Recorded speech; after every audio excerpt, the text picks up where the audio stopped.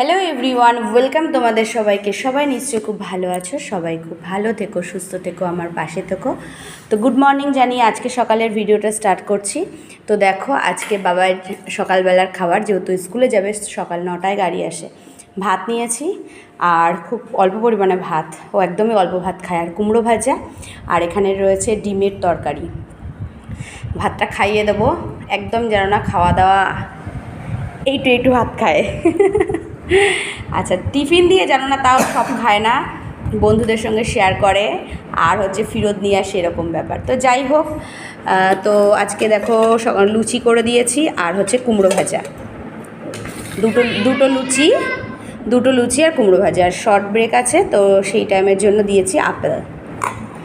তা দুটো লুচি আর কুমড়ো ভাজা জানি না কী করবে, বলছি না, বন্ধুদের সঙ্গে শেয়ার করে, আর হচ্ছে নাহলে ফেরত দিয়ে আসে, তবুও দিই, তাই তো।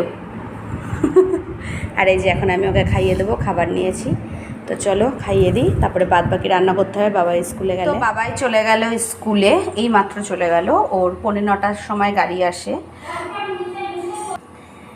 তো এই মাত্র স্কুল চলে গেল। এখন আমি দুপুরে রান্নাবান্নাগুলো সব গুছিয়ে নিলাম, তারপরে এখন রান্না করব, করে স্নান পুজো করব। সকাল সকাল করে নিলে যা গরম।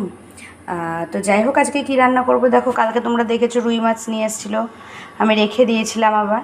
তো এই মাছের মাথাটা দিয়ে হবে বাঁধাকপির তরকারি। তো বাঁধাকপিটাকে আমি লবণ দিয়ে সিদ্ধ করে নিলাম, আর ওতে দেবো আমি আলুটা ছোটো ছোটো ডুমো ডুমো করে কেটে নিয়েছি।